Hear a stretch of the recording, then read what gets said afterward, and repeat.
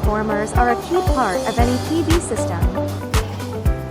They sit right between the solar inverters and the medium voltage grid or sometimes local loads. And their job is pretty clear. Make sure the power from the panels gets to the network safely and efficiently. At the same time, they need to be reliable over years of operation. Rated power 1000 kVA.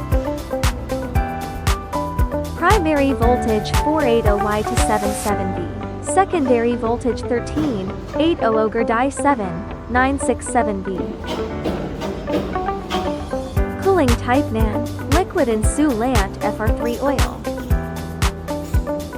Loop feed dead front. Vector group in NO, winding material aluminum. Impedance 5.75. No load 1300W, on load 6940W.